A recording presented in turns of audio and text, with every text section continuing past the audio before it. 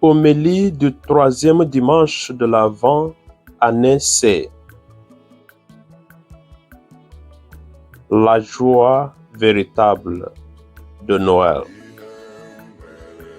Après la messe de la veillée pascale, c'est-à-dire samedi saint de cette année, dans la ville basse de San Antonio, je me suis rendu compte que le voisinage était saturé des humains et du bruit des musiques festives. Généralement, la ville basse de San Antonio, à cause de son Riverwalk, est un lieu touristique, surtout les week-ends. Mais cette fois-ci, le week-end de Pâques était extraordinaire.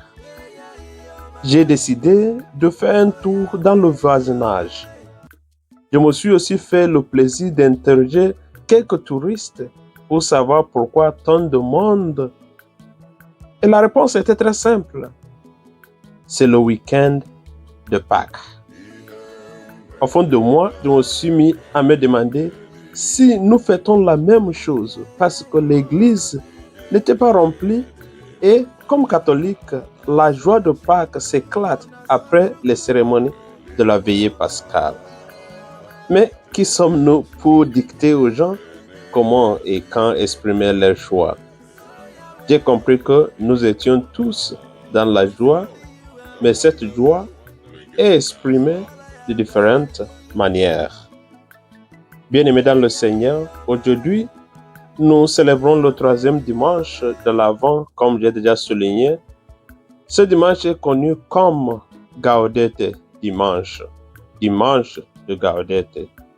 C'est un mot latin qui signifie réjouissez-vous. C'est le premier mot de l'antenne d'ouverture de la messe d'aujourd'hui, nous invitant à anticiper la joie de Noël.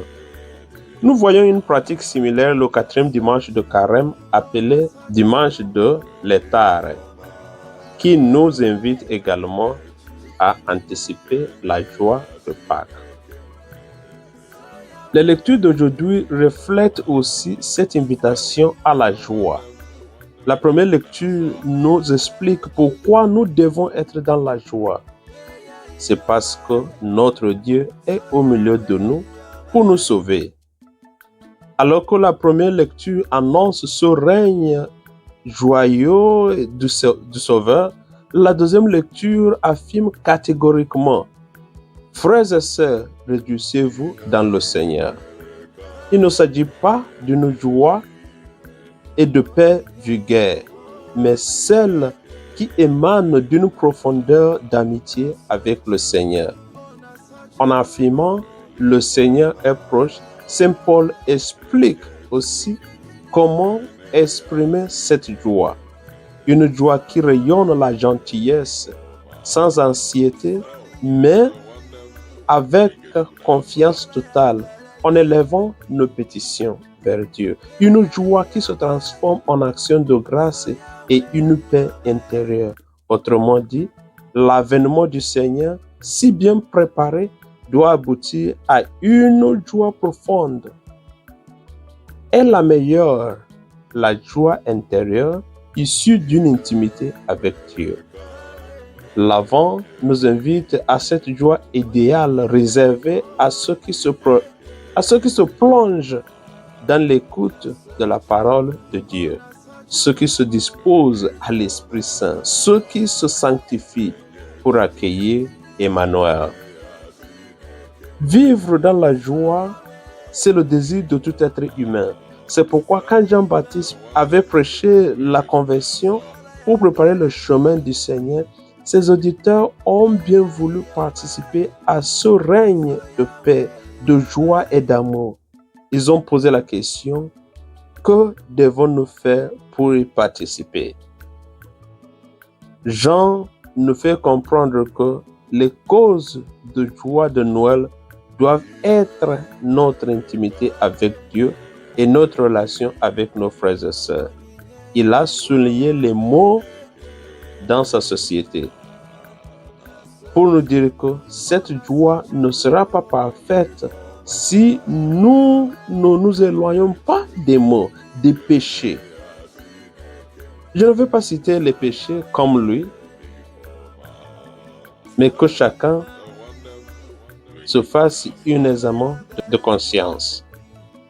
Chers frères et sœurs, l'avènement de Jésus suscite une joie tant sociale que spirituelle.